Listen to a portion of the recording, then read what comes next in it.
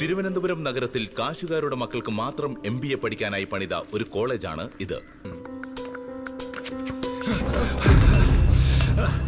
തങ്ങളുടെ കൂടെ പഠിക്കുന്ന ഒരു സഹപാഠിയായിരുന്നിട്ട് കൂടി എന്തിനാണ് അർച്ചനയും സുഹൃത്തുക്കളും ശ്രാവണിനോട് ഇങ്ങനെ പെരുമാറുന്നത്?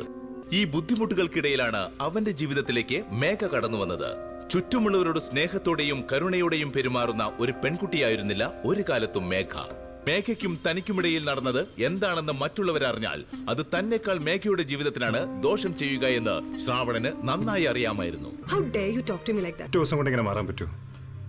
ജീവിതത്തിലെ പ്രയോറിറ്റീസ് മാറുന്നതിനനുസരിച്ച് കാര്യങ്ങളും മാറും. അന്നിട്ട് മനസ്സിലാവാത്ത ഞാനിപ്പോ എന്ത് ചെയ്യാനാ? She was using you. She's just a gold digger. നീ അത് വിട്ടേക്ക്. എനിക്ക് അവളെ അങ്ങനെ വിട്ടുകളാൻ പറ്റില്ല രേഷ്മ.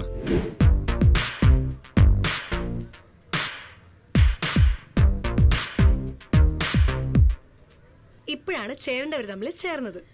ഞങ്ങൾ കരുതിയത് മേഘയുടെ ജീവിതം ആ ദരിദ്രവാസി കൊണ്ടുപോയെന്നാണ്. എനിക്കത് അത്രയ്ക്ക് ബുദ്ധിയില്ലേ?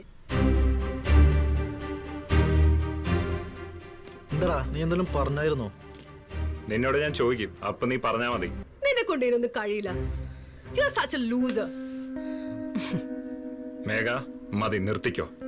തിരിച്ചെല്ലാം എനിക്ക് അറിയാഞ്ഞിട്ടല്ല. നിന്നെ പോലുള്ള സ്ത്രീയെ തല്ലി ഷോണിക്കേണ്ട ഗതിയുടെ എനിക്കില്ല. ഈ ഹൈ ക്ലാസ് മേഘ, നീ എന്നോട് ചെയ്തോർത്ത് നീ പശ്ചാത്തപിക്കും. ഇത് ശ്രാവണ പറയുന്ന, ഓർത്ത് വെച്ചോ. ഞാൻ സോറി ചോദിക്കാനോ? ഡാഡി എന്താ ഈ പറയുന്നേ?